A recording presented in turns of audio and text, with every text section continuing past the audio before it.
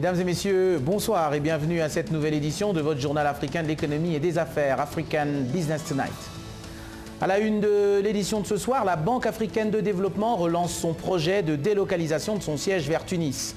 L'application de nouvelles dispositions tarifaires met fin aux exportations de sucre zambien vers le Kenya. Et le Niger se lance dans l'interconnexion de ses localités du Nord. Le développement de ces titres dans un instant.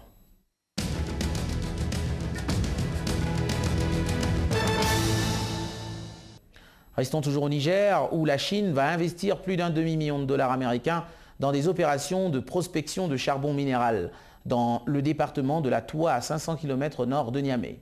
Le projet prévoit le fonçage de 63 forages sur une superficie de 30 km². La découverte de réserves exploitables de ce type de charbon permettrait d'accélérer la lutte contre la désertification à travers la substitution du bois de chauffe par du charbon carbonisé. En effet, plus de 95% de la population du Niger utilise du bois de chauffe comme première source d'énergie domestique, ce qui entraîne une pression considérable sur l'environnement forestier. En bref, à présent, les représentants de la Banque mondiale en visite au Kenya viennent de réaffirmer le souhait de leur institution de conclure un accord immédiat avec le gouvernement du président Kibaki. D'après la Pana-Presse, ces derniers ont été impressionnés par les changements survenus dans le pays. Les représentants de la banque ont confirmé que leur institution est intéressée par le développement et l'amélioration des infrastructures du pays, ainsi que par le nouveau programme d'éducation primaire gratuite. En dépit du départ précipité du géant minier anglo-américain des mines zambiennes de Konkola, la production de cuivre de cette dernière pour le dernier semestre 2002 a augmenté. Elle s'est élevée à 60 000 tonnes pour la première fois en 3 années, tandis que la production de cobalt s'est fixée à des niveaux stables. Cette année, la mine envisage d'investir 59 millions de dollars américains dans la modernisation de ses équipements. Les gouvernements du Mozambique et du Zimbabwe se retrouveront le mois prochain pour signer un accord commercial préférentiel.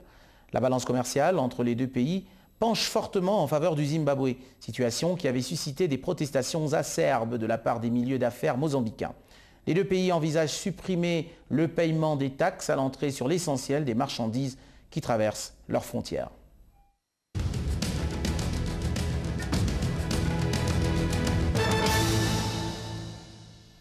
Examinons à présent les prestations des principaux indices boursiers pour aujourd'hui. Le All-Share sud-africain a dégringolé de 84 points. L'indice industriel du Zimbabwe a gagné près de 3000 points et le DCI botswanais est resté stable. Le All-Share malawite a perdu 2,5 points. Le NSE20 kényan a chuté de 9 points et le Semdex mauricien a reculé de 2 points. Pas de nouvelles d'Accra, stabilité du BRVM10 à Abidjan et le All-Share namibien a perdu 5 points. Les monnaies africaines se sont pour la plupart appréciées, le rand a gagné 7 cents. Le dollar zimbabwéen est resté stable, tout comme le pula botswanais. Le métical mozambicain s'est apprécié de 39 centavos. Le shilling tanzanien s'est apprécié de 3 shillings et son équivalent kényan a gagné 1 shilling 25 cents. Le naira a aussi gagné 1 naira 25. Le franc CFA a gagné 2 francs et le dalasi gambien est resté stable. Les cours des métaux précieux étaient à la baisse. L'once d'or a perdu 6,5 $. Celle du platine a par contre gagné 10,5 $ et l'argent a perdu 4 cents. Quant aux matières premières, l'étain a gagné 60 $, le cuivre a perdu 3 $ et le cacao a chuté de 83 $. À Londres, les cours du Brent crude pour livraison rapprochée au mois de mars ont gagné 33 cents pour clôturer la séance à 32,70 $ le baril. Après la pause, focus.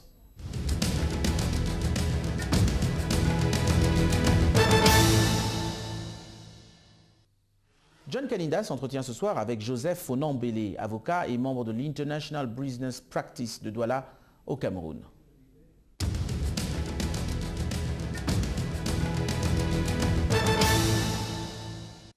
Bonsoir Joseph-Antoine et merci d'être notre invité ce soir. Bonsoir. Joseph, en tant qu'avocat, comment expliquez-vous que vous vous retrouvez dans le forum Investir en Afrique qui est organisé par le Commonwealth Business Council?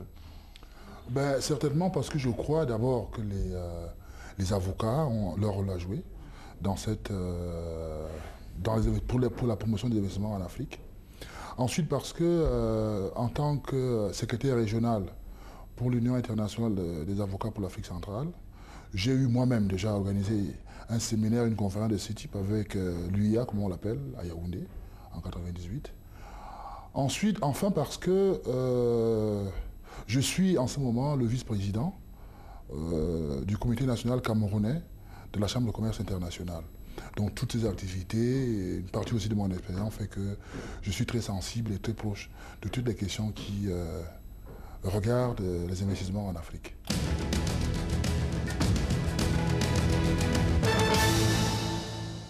À présent, un retour sur les titres principaux de cette édition. La Banque africaine de développement relance son projet de délocalisation de son siège vers Tunis.